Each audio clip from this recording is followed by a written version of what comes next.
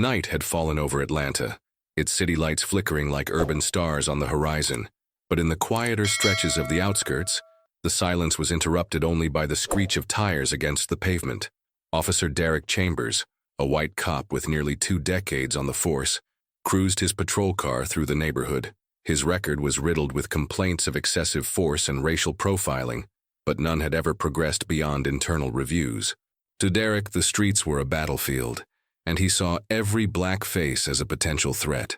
Elsewhere in the city, Gabrielle Carter, the United States Attorney General, was wrapping up a meeting at a community center downtown. A black woman of striking presence and razor-sharp intellect, Gabrielle embodied resilience and power. Her natural afro framed her face like a crown, and her tailored navy suit exuded authority. She had shattered countless barriers to become one of the most influential figures in the country's justice system. Gabrielle had grown up in the very neighborhood she now visited as the nation's top prosecutor. Although she had a security detail at her disposal, she chose to drive herself that night, a rare moment of solitude and a personal act of reconnection with her roots. As she navigated a dimly lit avenue, the wail of a siren shattered the quiet. In her rearview mirror, the flashing red and blue lights of a police cruiser bore down on her. Gabrielle sighed deeply and pulled over, her hands steady on the wheel. She hadn't violated any traffic laws, but years of experience had taught her that being right wasn't always enough to stay safe. Derek exited his squad car with purposeful strides, flashlight in hand. The sight of Gabrielle behind the wheel of a luxury car immediately set off his prejudices. He tapped her window with the flashlight, his tone curt and commanding. "License and registration."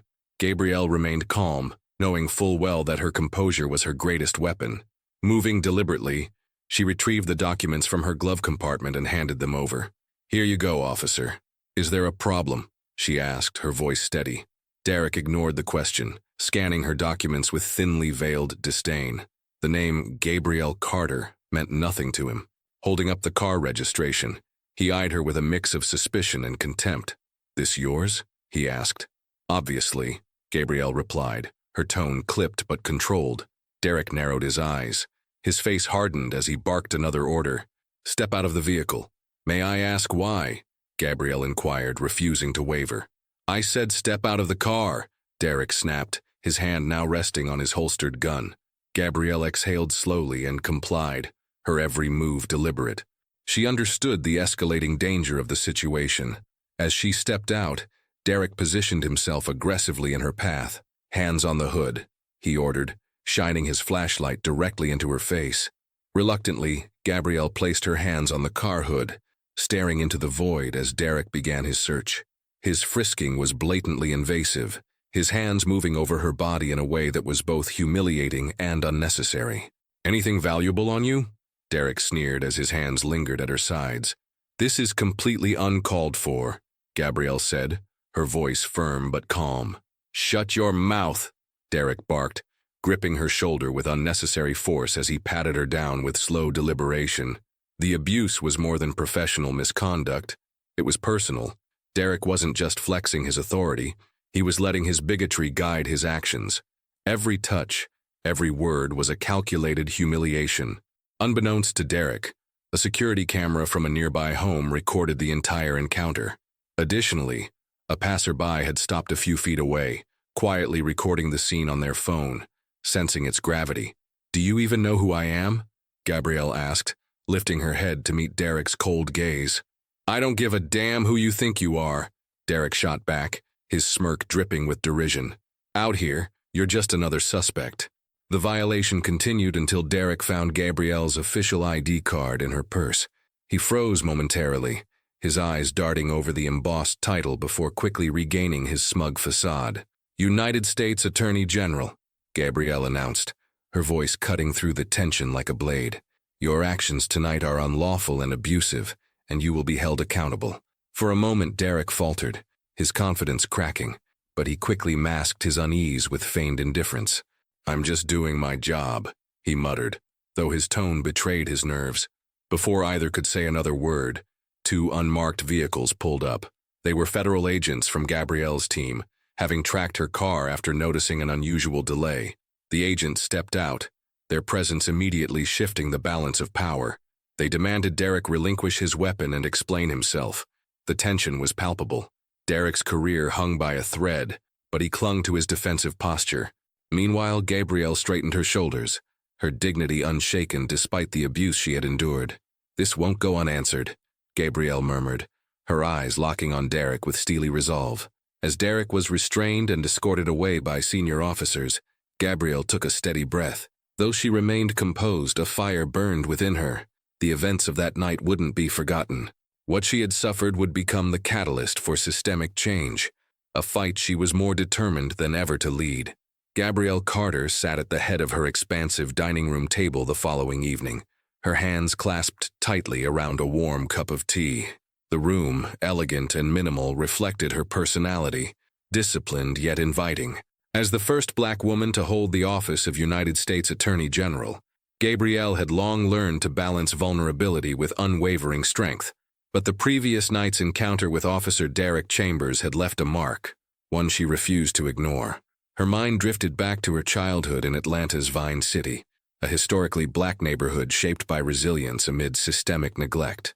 Growing up, Gabrielle had been inspired by her mother, a community organizer who fought tirelessly for housing rights, and her father, a public defender who faced systemic hurdles in representing marginalized clients. Their relentless pursuit of justice had planted a seed in Gabrielle, driving her to excel academically and ultimately ascend to a position where she could dismantle the very systems that oppressed her community. But no title, no achievement had shielded her from the reality of her identity. The previous night was a brutal reminder. To people like Derek Chambers, she was just another black face to be controlled, demeaned, and dehumanized. Across town, Derek sat in the dimly lit corner of a dive bar, nursing a beer and replaying the events in his mind. His badge had been confiscated pending an internal review, and the looming federal investigation felt like a noose tightening around his neck. The smug confidence he'd shown the night before had evaporated, replaced by a simmering rage. Derek wasn't an anomaly. He was a product of his environment. Raised in a small, predominantly white town in rural Georgia, he'd grown up absorbing his father's disdain for outsiders and the unspoken but pervasive belief that power belonged to men like them. His entry into law enforcement only solidified these ideals. Over the years, his prejudices had festered unchecked, fed by a department culture that tacitly encouraged profiling and excessive force against minorities. Despite his suspension, Derek felt little remorse. In his mind, he was the victim, a good cop caught in the crossfire of political correctness and societal overreach. He resented Gabrielle, not just for what she represented but for her refusal to submit. Meanwhile, the footage of the incident, both from the security camera and the bystander's phone, had begun circulating online. The video was visceral.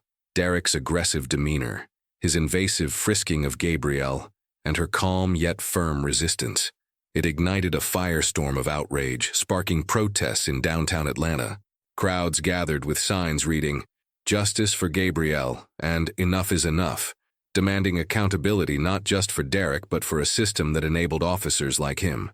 Back in her office, Gabrielle met with her deputy, Marcus Bennett, a longtime ally and confidant. Marcus, a former prosecutor and fellow Atlanta native, had been one of her fiercest supporters throughout her career. His pragmatic approach often complemented Gabrielle's idealism, and their partnership had led to numerous victories against corruption and injustice. "This isn't just about Derek Chambers," Marcus said, pacing the room as Gabrielle listened intently. "He's a symptom. We've got an opportunity here to address the disease, but it's going to get ugly." Gabrielle nodded, her jaw tightening. "We've faced ugly before," she said, her voice resolute. "This time, it's personal." Gabrielle's resolve wasn't just fueled by anger. She was keenly aware of the stakes. The video had placed her at the center of a national conversation about race, power, and policing. But for Gabrielle, this wasn't just about policy changes or public statements. It was about ensuring that the fear and humiliation she had endured wouldn't be repeated for anyone else. The protests outside her office grew larger with each passing day, attracting media attention and drawing figures from both sides of the political spectrum.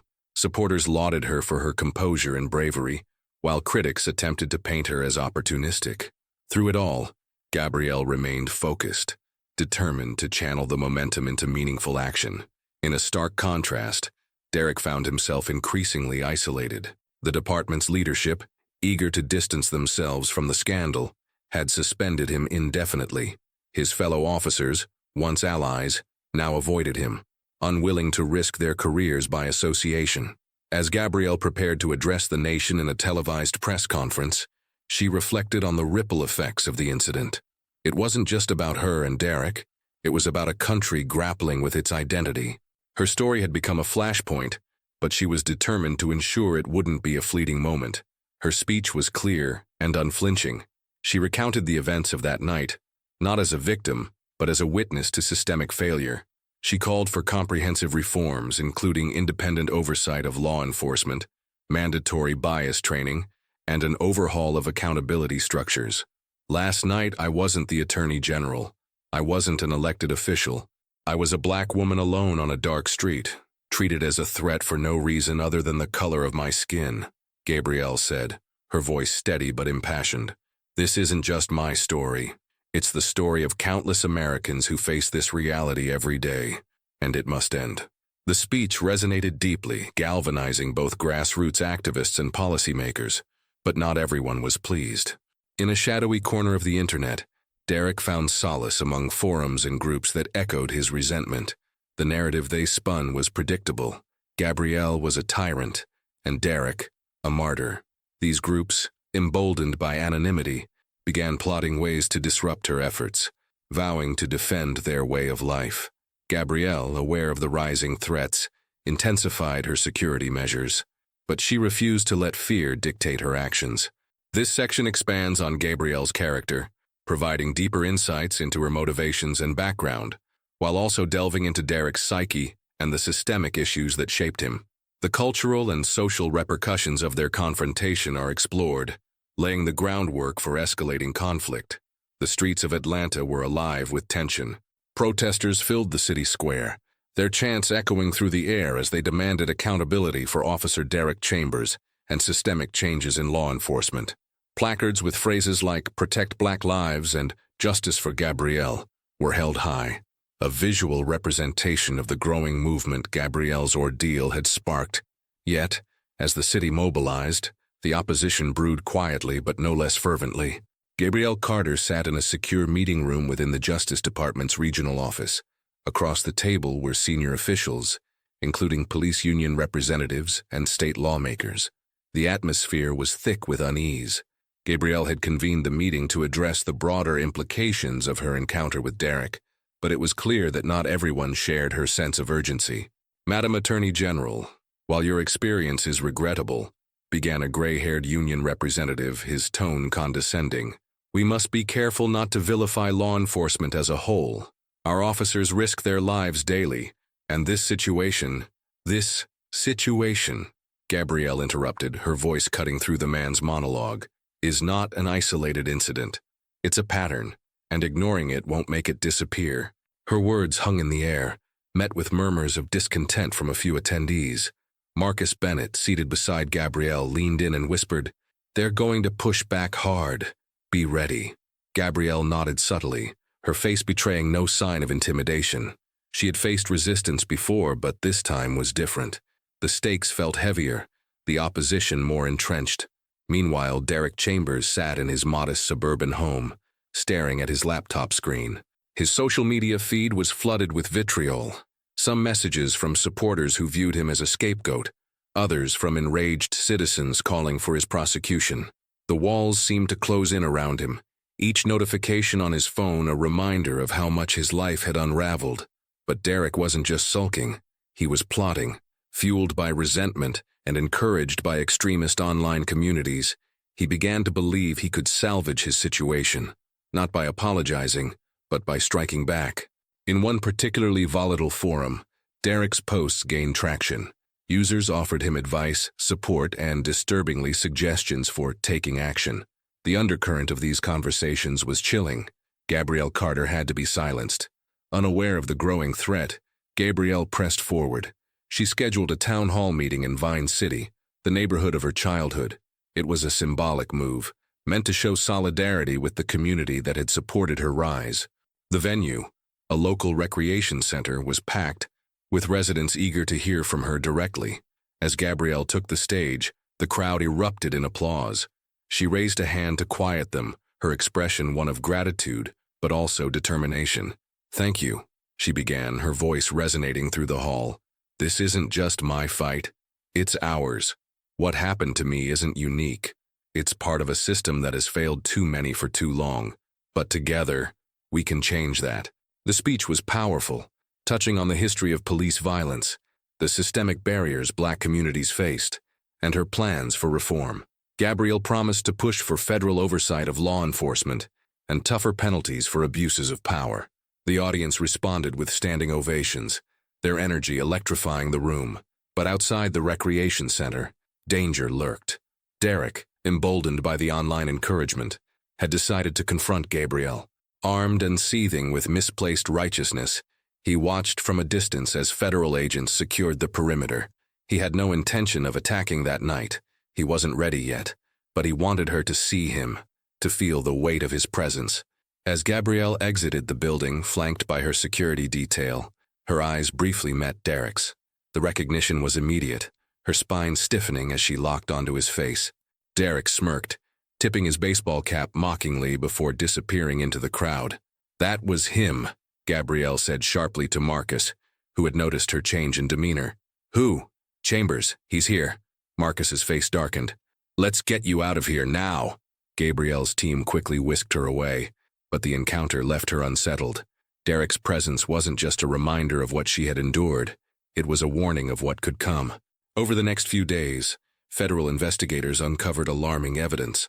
Derek's online activity revealed his connections to extremist groups and discussions about targeting Gabrielle. The threats were credible, and Gabrielle was placed under heightened security. Despite the danger, Gabrielle refused to back down. She addressed the public again, this time acknowledging the threats against her life. "I will not be intimidated," she declared, her voice unwavering. "Justice is not served by retreating in the face of fear. If anything, these threats only strengthen my resolve." Her defiance inspired even greater support. Donations poured into organizations advocating for police reform, and grassroots movements gained momentum nationwide. But the escalating tension also emboldened Derek and his sympathizers. The conflict was no longer just about Gabrielle and Derek. It had become a flashpoint in the country's ongoing struggle with race, power, and accountability. And as both sides prepared for the next move, the stakes continued to rise. The sunlight streaming through the blinds of Gabrielle's office did little to brighten the tension in the room. Marcus Bennett sat across from her, poring over a thick dossier of documents, while Gabrielle reviewed updates from her security detail. "Chambers isn't just acting alone," Marcus said, breaking the silence. "These forums he's frequenting, they're cesspools of hate. There's a coordinated effort to discredit you and everything you stand for." Gabrielle set her papers aside and leaned back in her chair, her fingers steepled thoughtfully. "This isn't just about me, Marcus," she said, her voice steady. "It's about dismantling the systems that enable people like him to thrive. But we can't fight on all fronts at once. What's our most immediate threat?" Marcus hesitated before answering. "Chambers himself. His activity has escalated and he's getting help from people who know how to stay under the radar. The FBI flagged a recent transfer of funds to an anonymous account linked to his name." Gabrielle nodded, processing the information. "What about the protests? They're growing, and not just in Atlanta. This is becoming a national movement. But with that comes risk. Counter-protests are popping up and the rhetoric is heating up. We need to be prepared for anything." As Marcus detailed the growing unrest, Gabrielle's assistant entered the room with a handwritten letter in hand. "This came for you, Madam Attorney General. It's unsettling." Gabrielle took the letter and unfolded it. The handwriting was jagged, almost frenzied. It read, "You think you can tear us down, watch your back because we're watching you." She handed it to Marcus without a word, her expression hardening. "We're not just fighting hate," she said quietly. "We're fighting fear, and I won't let it win." In the midst of these challenges, Gabrielle found an unexpected ally in Lisa Ortiz, a journalist from a major national outlet. Lisa had been covering systemic inequities in law enforcement for years and had a reputation for exposing corruption with meticulous research. Lisa reached out to Gabrielle, requesting an exclusive interview to delve into her personal experience and the broader implications of the case. "I know you're under immense pressure," Lisa said during their first meeting, "but your voice is powerful, and people need to hear it." Gabrielle hesitated. She had always preferred action to words, but Lisa's passion and sincerity convinced her. Over several hours, Gabrielle recounted her journey from Vine City to the Justice Department, her encounter with Derek, and her vision for reform.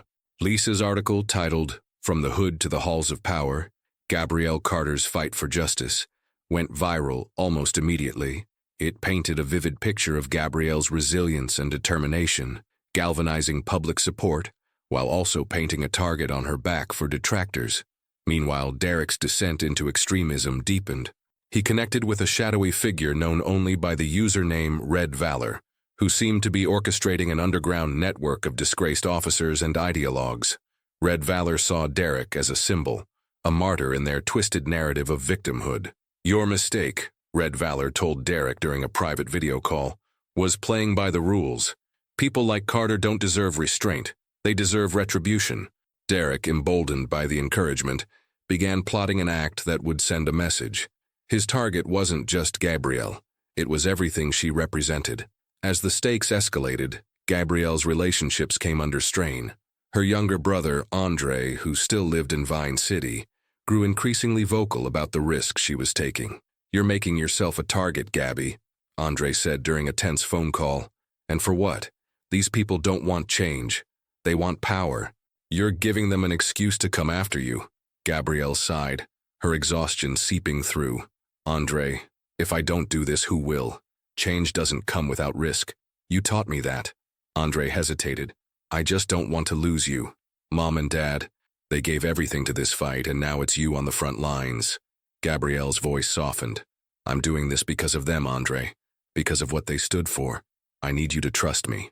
The protests reached a fever pitch one evening, when a counter-protest group armed with batons and pepper spray clashed with demonstrators outside the state capitol. Gabrielle watched the chaos unfold from her office, her chest tightening with anger and frustration. "Marcus," she said, pacing, "we need to move faster. These reforms can't wait."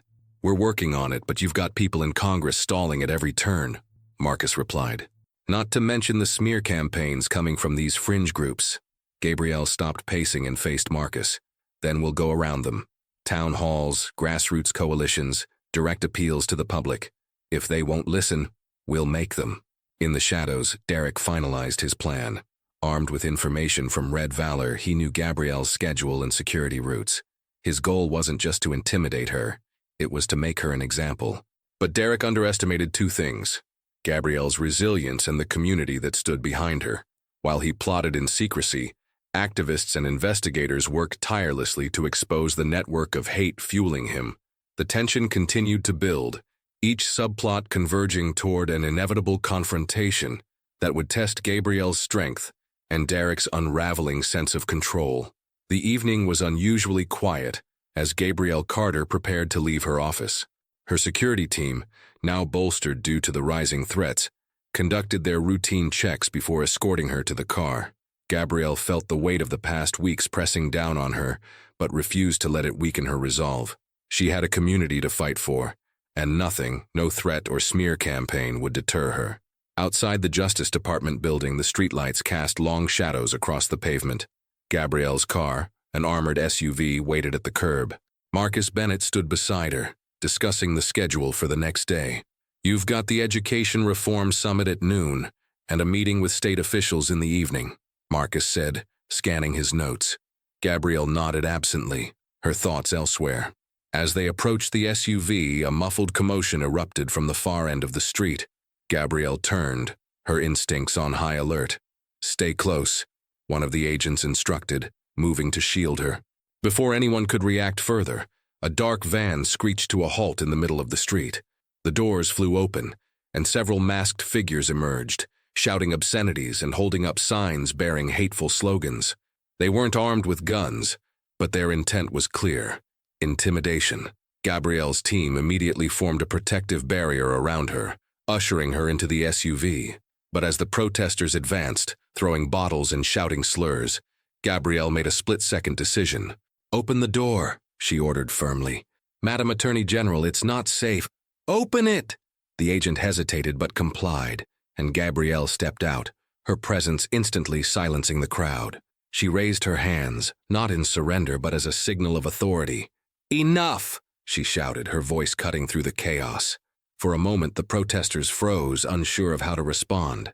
Gabrielle's eyes scanned the crowd, landing briefly on a man standing further back, partially obscured by the shadows. Her heart skipped a beat. Derek Chambers. The smirk on his face sent a chill down her spine, but she refused to show fear. "Do you think this will silence me?" she demanded, addressing the group but directing her words toward Derek.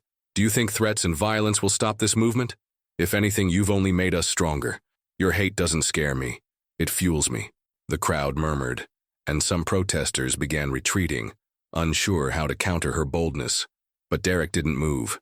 His eyes remained fixed on Gabrielle, his smirk fading into a look of pure malice.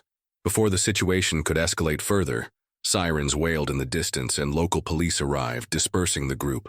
Derek slipped away into the darkness, but the damage had been done. Gabrielle knew this wasn't over. The following day, Gabrielle convened an emergency meeting with her legal team and federal investigators. "He was there," she said, pacing the room. Chambers was in that crowd. An investigator nodded. "We've been monitoring his movements, but he's been careful. He's using encrypted channels to communicate, and we haven't been able to pin down his location." "Then we're not moving fast enough," Gabrielle snapped, her frustration evident. "This man is a ticking time bomb, and he's not just coming after me. He's a threat to everyone who stands against what he represents." Marcus placed a hand on her shoulder, steadying her. "We'll get him, Gabby.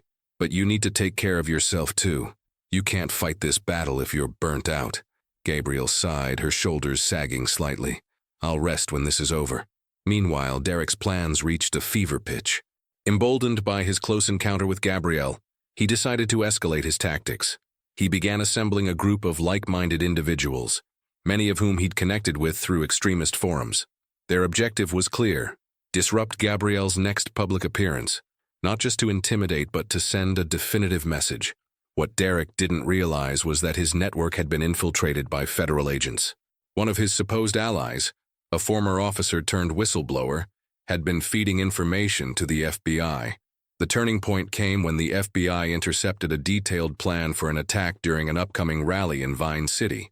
The documents outlined the group's strategy to incite chaos, with Derek positioned to lead the charge. On the day of the rally, Gabrielle stood before a massive crowd in Vine City. The atmosphere was electric, filled with hope and determination.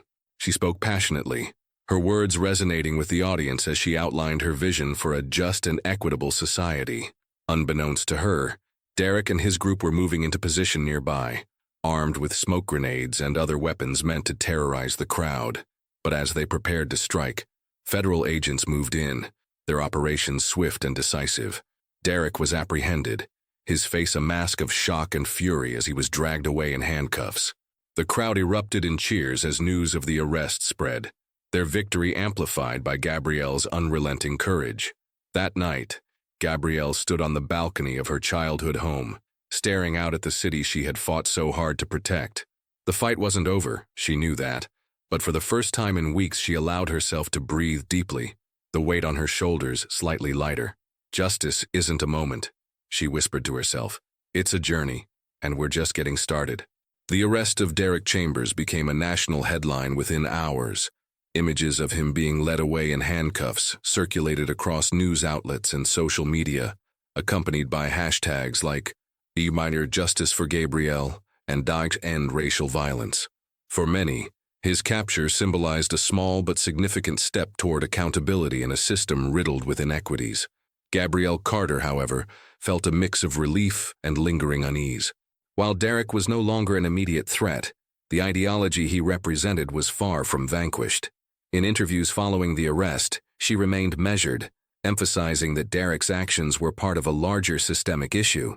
"This isn't just about one man," she told reporters during a press conference. "This is about a culture that allows hate and abuse to flourish unchecked. Arresting Derek Chambers is a start, but it's not the end of this fight. We need to root out these injustices at every level." The public response to her words was overwhelmingly supportive. Protests across the country transformed into celebrations, with communities rallying behind Gabrielle's call for reform.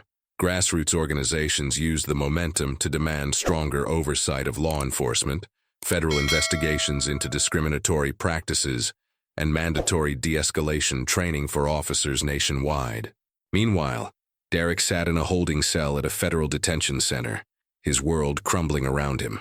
The confident smirk he'd worn during his arrest was gone, replaced by a grim realization of his predicament. Derek's lawyer, a gruff man named Ray Thompson, visited him the morning after the arrest. Sitting across from Derek in the sterile interview room, Ray wasted no time getting to the point. "They've got you dead to rights," Ray said, placing a thick file of evidence on the table. "The messages, the plans, the weapons, they're all tied to you. And let's not forget the video of you harassing the Attorney General. It's not looking good." Derek leaned back in his chair, crossing his arms defensively. "They're making me a scapegoat. She's just using me to push her agenda." Ray sighed, his patience wearing thin. "You don't get it, do you? This isn't about agendas. You crossed the line and now you're facing the consequences. My advice? Cooperate. Maybe you can negotiate a deal." But Derek's pride wouldn't let him admit defeat. "I'm not rolling over," he snapped. "I won't let them make an example out of me." Ray shook his head, gathering his papers. "Suit yourself, but don't say I didn't warn you." In the days following Derek's arrest, the Justice Department initiated a comprehensive review of his career and the complaints filed against him. The findings were damning. Over a dozen allegations of excessive force, racial profiling, and misconduct, all of which had been swept under the rug. Gabrielle seized the opportunity to push for a broader investigation into systemic abuses within law enforcement. She convened a task force of legal experts, civil rights leaders, and community advocates to draft a series of policy recommendations aimed at preventing future incidents like her own. "Accountability isn't just about punishing individuals," Gabrielle said during a televised address. "It's about creating systems that prioritize justice and equity for all. This task force will work tirelessly to ensure that happens." The initiative garnered widespread praise, but also faced fierce resistance. Conservative commentators accused Gabrielle of overreach, claiming her reforms were an attack on law enforcement as a whole.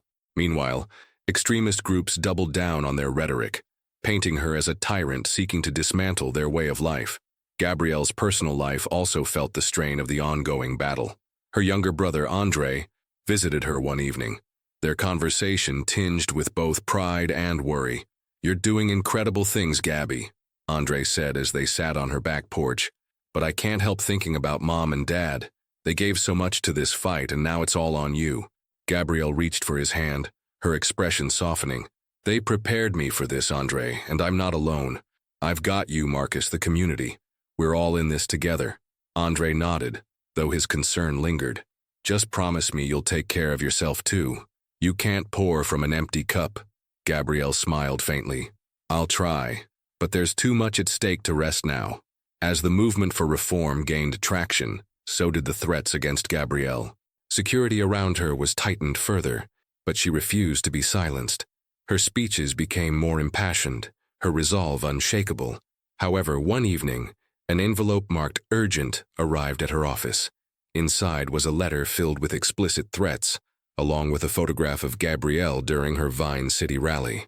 The image had been taken from a vantage point Gabrielle's team hadn't identified, raising alarms about a potential security breach. Marcus was the first to see the letter. "This is serious, Gabby," he said, his voice tense.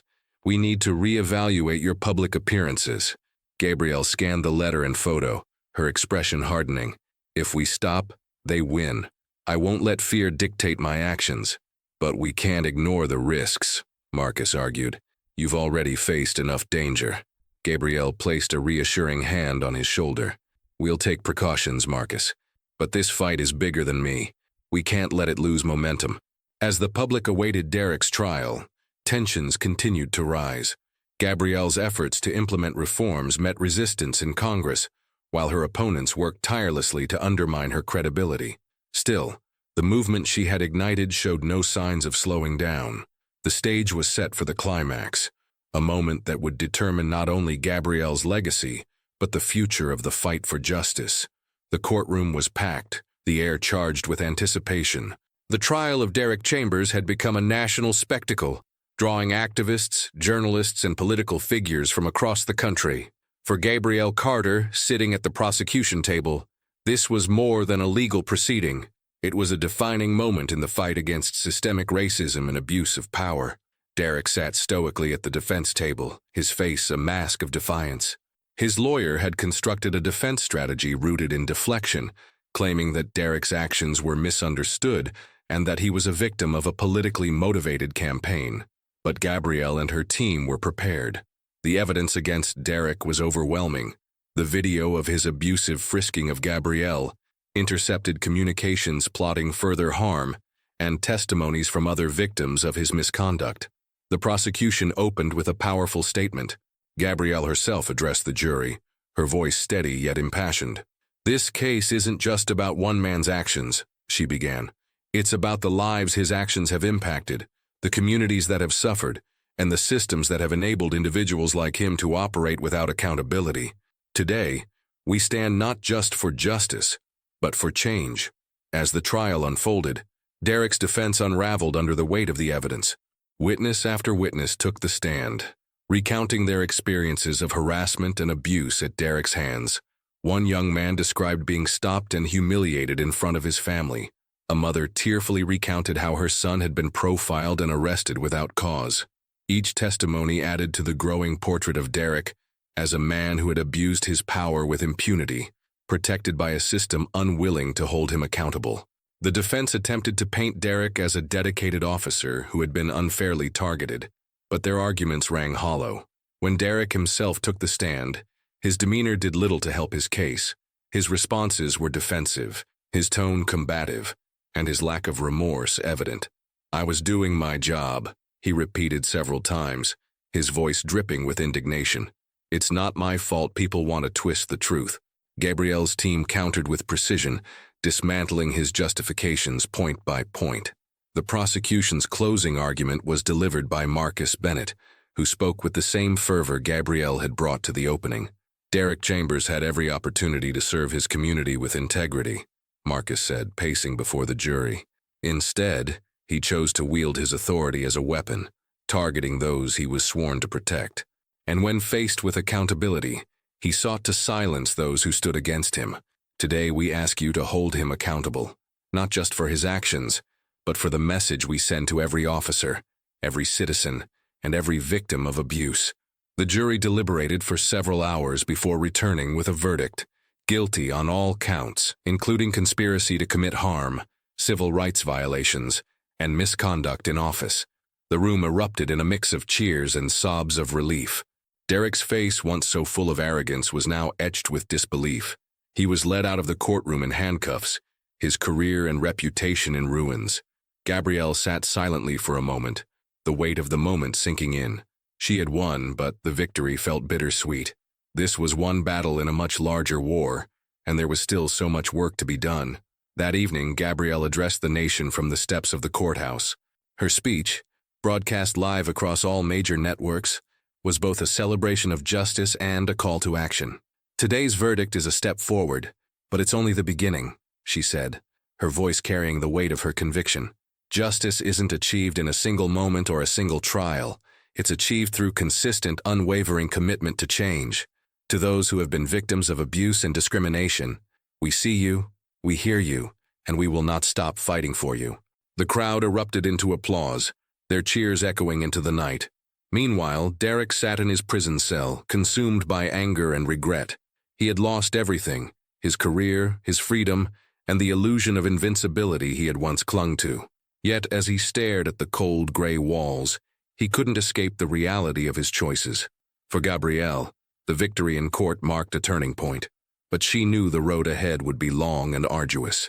The task force she had convened was already drafting legislation to address systemic abuses, and the movement that had risen in her name continued to grow. As she returned to her childhood home in Vine City that night, Gabrielle stood on the porch and gazed out at the streets that had shaped her. She felt a sense of resolve stronger than ever. "This isn't the end," she murmured to herself. "It's the beginning of something bigger." The following weeks were a whirlwind of progress and reflection. Gabrielle Carter, now a household name, had become the face of a national movement for justice and accountability. Her schedule was filled with meetings, town halls, and strategy sessions, each one an opportunity to build on the momentum of Derek Chambers' conviction. The proposed reforms drafted by Gabrielle's task force began gaining traction in Congress. The legislation included mandatory body cameras for all law enforcement officers, independent oversight committees for police departments, and a federal database to track complaints against officers. While some lawmakers resisted, the overwhelming public support left little room for stalling. Gabrielle's leadership extended beyond policy. She made it a priority to visit communities that had long felt ignored by the justice system, listening to their stories and incorporating their voices into her work. These visits were often emotional, as people shared their experiences of loss, fear, and resilience. One afternoon, Gabrielle found herself back in Vine City, speaking to a group of young students at the community center where she had spent much of her childhood.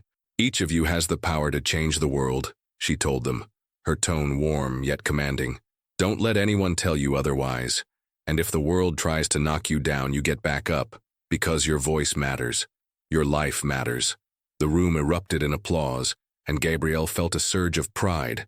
These moments reminded her why she fought so hard, even when the odds seemed insurmountable. Derek Chambers, now serving a lengthy prison sentence, faded from the headlines. While his name became synonymous with abuse of power, his trial and conviction served as a cautionary tale for others who might follow in his footsteps. Inside his cell, Derek grappled with his new reality. Stripped of his badge and status, he was forced to confront the choices that had brought him there. For the first time, the shield of his authority was gone, leaving only the consequences of his actions. In the months that followed, the ripple effects of Gabrielle's victory continued to spread. Police departments across the country began adopting reforms, some voluntarily, others under pressure from community advocates and legal mandates. The movement Gabrielle had ignited took on a life of its own. Grassroots organizations, bolstered by the success of her efforts, expanded their reach, addressing issues like mass incarceration, racial disparities in sentencing, and economic inequality. For Gabrielle, these victories were a testament to the power of collective action, but she never lost sight of the work still to be done. She knew that systemic change required vigilance, and she remained steadfast in her commitment to justice. One quiet evening, Gabrielle sat on her back porch with Marcus Bennett. The two friends shared a bottle of wine, their conversation drifting between work and personal reflections. "You've done something incredible, Gabby," Marcus said, raising his glass. "You've changed the game." Gabrielle smiled, though her eyes remained serious. "We've changed the game, Marcus. None of this would have been possible without you, without the community, without everyone who believed in something better." Marcus nodded, his expression softening. "So what's next for you?" Gabrielle stared out into the night, the city lights twinkling in the distance. "We keep going," she said simply. "One step at a time, one battle at a time. Until justice isn't something we fight for, it's something we all live." The two sat in comfortable silence, the weight of their shared journey settling between them. Gabrielle Carter's story had become a beacon of hope, a reminder that even in the face of adversity, change was possible. And as her work continued, she remained a symbol of strength, resilience, and the unyielding pursuit of justice. Months later, on a warm summer evening, Gabrielle Carter stood on a makeshift stage in the heart of Vine City. Around her, hundreds of people gathered for a community event celebrating the passage of the Justice and Accountability Act, a landmark piece of legislation that had been signed into law just days before. Children played on the freshly renovated playground, their laughter mingling with the hum of conversation among families and friends. Vendors lined the park's edge, offering food and handmade crafts, while a local band played soulful melodies in the background. Gabrielle adjusted the microphone and gazed out at the crowd. She recognized familiar faces from her youth, as well as new ones, people drawn together by a shared commitment to change. "Tonight isn't just about celebrating a bill," Gabrielle began, her voice steady and full of warmth. "It's about celebrating the power of community, the power of resilience, and the power of hope. This victory belongs to all of us. And while there's still work to be done, I stand here today more confident than ever that we will achieve the justice we all deserve. The crowd erupted in applause, and Gabrielle stepped back, allowing the music to resume. As the night wore on, she moved through the park, stopping to speak with attendees and listening to their stories. At one point, a young girl approached her holding a notebook. "Ms. Carter?" the girl said, her voice shy but determined. Gabrielle knelt to meet her at eye level. "Yes, sweetheart. I want to be just like you when I grow up," the girl said, clutching her notebook tightly. "Can you sign this for me?" Gabrielle's smile was genuine and bright as she took the notebook and scribbled a note of encouragement. "You can do anything you set your mind to," she told the girl. "And don't let anyone tell you otherwise." As the girl ran off to show her family, Gabrielle felt a profound sense of fulfillment. The fight for justice was far from over, but moments like this reminded her of why she had chosen this path. Later that night, as the event wound down, Gabrielle stood alone under a street lamp, the hum of the city surrounding her. She looked up at the stars, a sense of calm washing over her. "This is just the beginning," she whispered to herself. The road ahead would be long, but Gabrielle Carter was ready to walk it. One step, one battle, one victory at a time. Gabrielle Carter's story is a powerful reminder of the resilience of the human spirit and the transformative impact of standing up for what's right. Her journey shows us that change is possible when we confront injustice with courage, determination, and unity. Now it's your turn to take action. The fight for justice doesn't end with one victory. It requires all of us to stay engaged, speak out against discrimination, and support those who champion equality. Whether it's volunteering in your community, holding leaders accountable, or simply educating yourself and others about systemic issues, every step you take matters. Let Gabrielle's story inspire you to be the change you want to see. Together, we can build a world where justice isn't a privilege, but a reality for all.